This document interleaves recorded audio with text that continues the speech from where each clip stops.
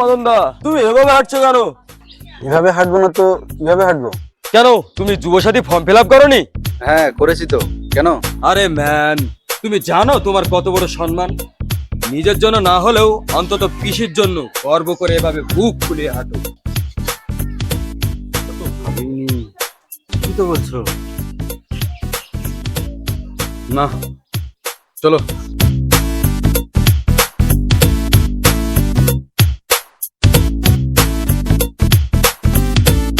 তোরা এভাবে হাঁটছিস কেন?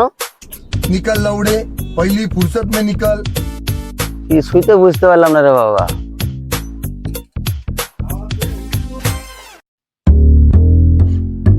ওইটা কি তোর ছোট ভাইয়ের মজা দেয়? বাদ দে, মাল দুটোই তার কাটা।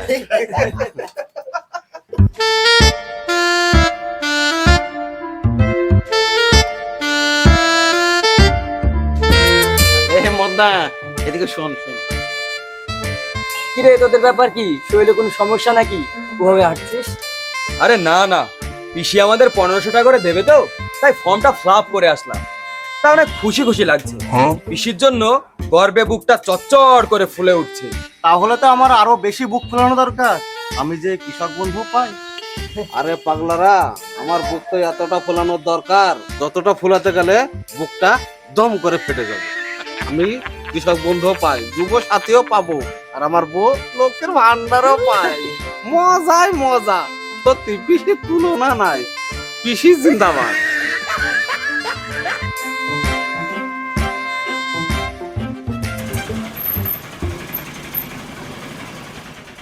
কি আবার বিএলও সাহেব, কি খবর?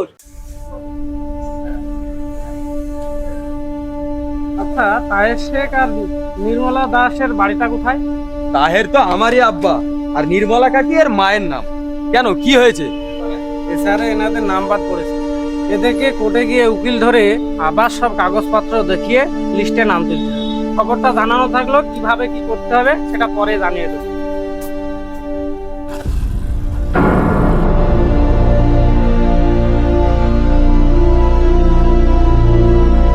সত্যি পিসির কোনো তুলনা হয় না।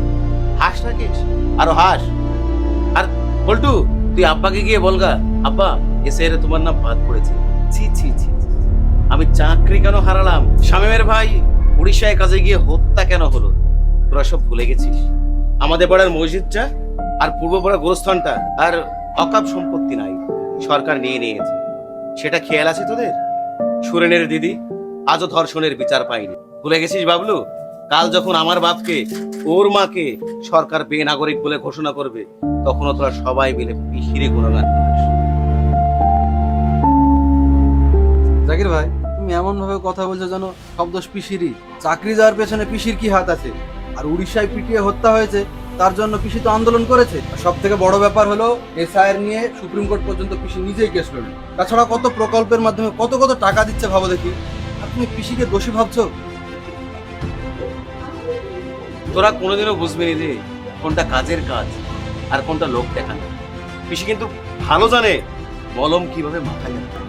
4 বছর ধরে ঘোড়া কেটে কিভাবে আগায় জল ঢালতে হয় সেটা পিসি ভালোই জানে। আর শেষের 1 বছর কিভাবে চিনি ছিটিয়ে পিঁপড়ে আনতে হয় সেটা তো পিসির ভালোই জানা। আর সেভাবেই পিসি থাকছে, আর পিসি থাকবে ততদিন পর্যন্ত যতদিন না বেশিরভাগ পিঁপড়ে ক্ষতিগ্রস্ত হচ্ছে। তোমার কথা তোমার কাছেই রাখো জাকির ভাই, আমরা এতেই খুশি। আর আমরা আবার পিসিকেই চাই। বুঝলি বাবলু, আমি জানি স্বয়ং উপরওয়ালা এসেও যদি মানুষকে বোঝাইতো, মানুষ তাকেই ভোট দেবে। তাকে দেবে না যে যাদের প্রকৃত উন্নতির জন্য কাজ করে। কারণ একটাই, বঙ্গের 90% মানুষই ভিক্ষা নিয়ে খুশি থাকে।